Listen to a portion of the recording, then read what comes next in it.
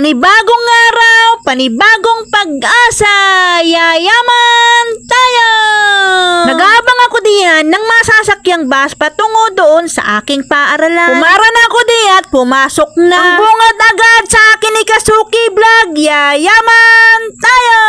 Salamat! Napakasaya ng aming kwentuhan diyan. Maya-maya nga ako'y bumaba na at nang bigla na lamang. Pagbaba ko nga sa bus, agad ang sabi nila, yayaman tayo! Salamat! Bakit kaya alam nila na ako ang bababa doon? Nagkataon lang ba yun?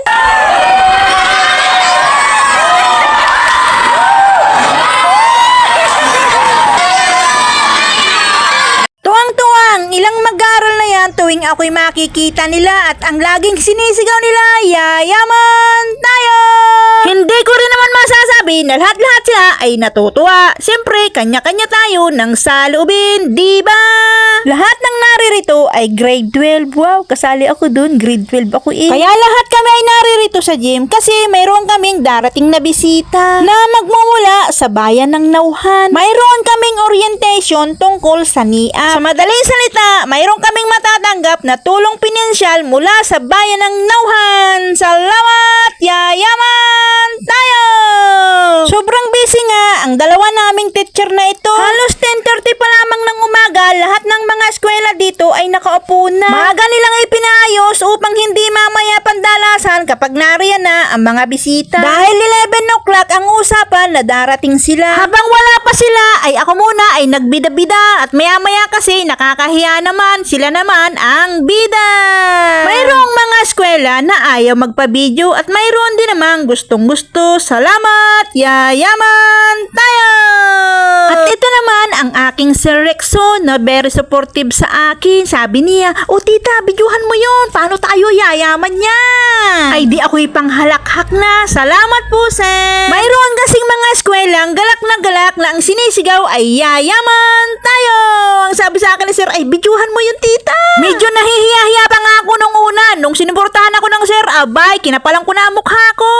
At sila naman yung aking mga kaklase na mga nanay. Kami ay 14 na ADM student. Lahat kami ay natutuwa kasi kasali kami dito sa NIAP, Educational Assistance. At naririto na nga ang mag-orient sa amin tungkol dito. Hindi sila maganda o gaga sa pagsasayos ng TV na iyon. Ano kaya ang aming panunuorin doon mamaya? Nung nagtagal-tagal ay naayos na rin. Salamat, yayaman tayo!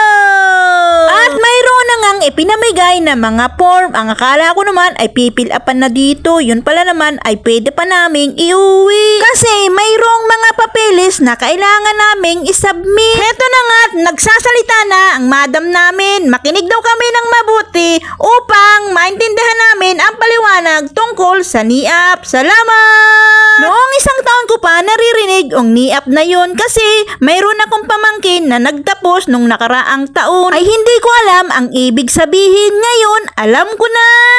NAAP, NIAP, Nauhan Educational Assistant Program. Salamat! Mayroon niyang pinanood sa amin na PowerPoint tungkol sa NIAP na iyon. Marami na pala silang natulungan at napag-graduate sa ating taga-Nauhan. Maraming salamat po sa namumuno sa bayan ng Nauhan. Thank you, huwaran ng taga-Nauhan. Nakarating na rin sa akin ang pirmahan, kaya naman kami ay pumirma na. Huwag kalilimutang pumirma, nakoy, baka hindi mapasali, sayang din yung pambili rin yun ng kalahating kaban na bigas. At mayroon pang pambiling ulam. Salamat, yayaman tayo! Nang natapos na ang aming orientation, syempre hindi mawawala kuda-kuda.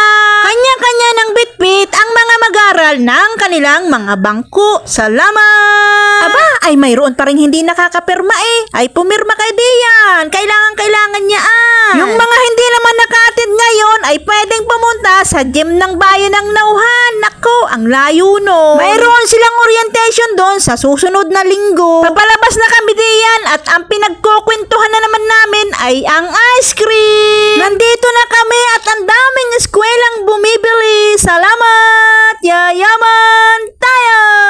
Natutuwa ako sa mga mag-aaral dito kasi tuwing ako'y makikita ang laging hinihiyaw, yayaman tayo! Salamat! Marami ding nagsasabi paborito ng mga bata yung sigaw na yayaman tayo! Sobrang saya namin diyan kasi tuwing kami raw ay papasok, kami ay kumakain ng ice cream. Kaya sabi nila ay lagi dapat daw kaming mayroong baon. Dahil Martes yan, ay sa Biyernes na lamang daw kami magpapansin. Kasi tuwing Biyernes ang pasok namin, kaya ang aming panahon at oras ay doon lang nakalaan. Naubos na namin ang aming ice cream at kami ay uuwi na. Salamat! Bukas ulit, yayaman tayo!